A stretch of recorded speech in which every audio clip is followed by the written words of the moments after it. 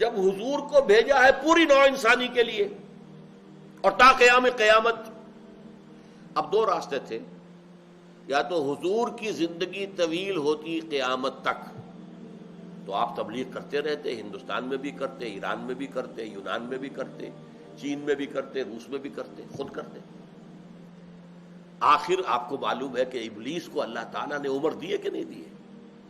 اس نے جب کہا کہ مجھے فانظرنی الی یوم یبعثون، اے اللہ مجھے مہلت دے دے، اس دن تک مجھے زندہ رکھ جبکہ یہ دوبارہ اٹھائے جائیں گے، تو میں ثابت کر دوں گا کہ جو تو نے شرف عطا کیا ہے آدم کو وہ اس کا اہل نہیں ہے. اس کی اولاد کو گمراہ کر کے دکھا دوں گا، ان کی عظیم اکثریت تیری جو ہے وہ شکر گزار نہیں ہوگی، ناشکرے بن کر رہ جائے. یہ اس نے دھمکی دی، چیلنج کیا، یہ میں کر کے دکھا دوں گا. تو اس کو زندگی جو ہے اللہ تعالیٰ کا ٹھیک ہے. اب وہ عزازیل خود، وہ جن عزازیل وہ ابھی موجود ہے دنیا کے اندر، اور اس کی جو ذریت ہے، اس کے جو بھی مرید ہیں، اس کی جو پارٹی ہے، ہوا و قبیلہ، وہ سب کے سب انسانوں کو گمراہ کرنے پہ لگے ہوئے. اس طرح یا تو حضور کو بھی زندگی مل جاتی، قیامت تک اللہ تعالیٰ زندہ رکھتا تو حضور خود کرتے، لیکن نہیں. حکمت خداوندی کا تقاضا یہ ہوا کہ حضور تو ایک عام انسان کی طرح 63 برس کی عمر میں فوت ہو گئے، اور 63 بھی یہ ہمارے حساب سے نہیں ہے، یہ مغالطہ نہ ہو آپ کے ذہن میں. 63 قمری ہے جو کہ ہمارے حساب سے 61 برس بنتے ہیں، کل 61 برس. یہ 61 برس کی عمر میں حضور نے عظیم انقلاب برپا کیا، عظیم انقلاب. واقعہ یہ ہے کہ ڈاکٹر مائیکل ہارٹ نے اگر نمبر 1 پر رکھا ہے پوری نوع انسانی کے اندر بلند ترین عظیم ترین شخصیت محمد ہے صلی اللہ علیہ وسلم، تو یوں ہی تو نہیں کیا ہے.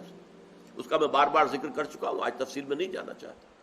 تو یہ بات جو ہے آپ نے کر کے دکھائی. تو اس کے لیے اللہ نے امیین میں سے ایک جماعت بنا دی، امیین میں سے ایک امت وجود میں آ گئی.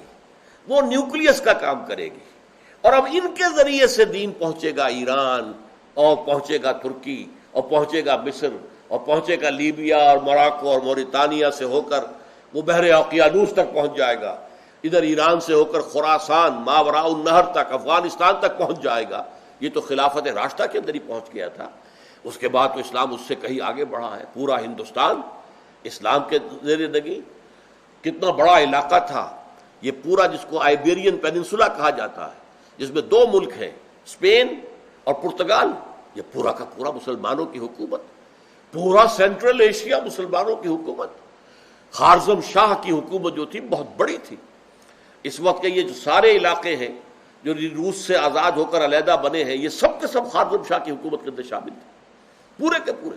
جو آج 5-6 ملک ہیں یہ سب کے سب اس کے اندر شامل تھے. تو یہ بڑی عظیم، لیکن یہ کن کے ذریعے سے؟ امیین میں سے ایک امت بنائی گئی، جس کا ذکر آیا ہے سورہ بقرہ میں، وَكَذَلِكَ جَعَلْنَاكُمْ أُمَّةً وَسَطًا لِتَكُونُوا شُهَدَاءَ عَلَى النَّاسِ وَيَكُونَ الرَّسُولُ عَلَيْكُمْ شَهِيدًا.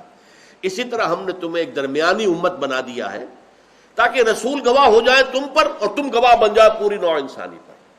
گویا کہ لنک ہے، درمیانی امت لنک ہے. حضور کے درمیان اور پوری نوع انسانی کے درمیان لنک ہے امت محمد صلی اللہ علیہ وسلم. امت محمد کے ذریعے سے رسالت محمدی صلی اللہ علیہ وسلم کی تبلیغ اور اس کا ابلاغ جو ہے وہ ہوتا رہا ہے. اور اگرچہ ابھی اس کا آخری مرحلہ باقی ہے، جب تک یہ پوری نوع انسانی تک نہیں پہنچتا اور جب تک پورے عالم انسانی پر اللہ کا دین غالب نہیں ہوتا، اس وقت تک ہنوز یہ بات پوری نہیں ہوئی. وقت فرصت ہے کہاں، کام ابھی باقی ہے. نور توحید کا اتمام ابھی باقی ہے، یہ ہونا ہے. اس کی خبریں دی ہے محمد الرسول اللہ صلی اللہ علیہ وسلم نے. پوری دنیا پر اسلام کا جھنڈا جو ہے لہرائے گا.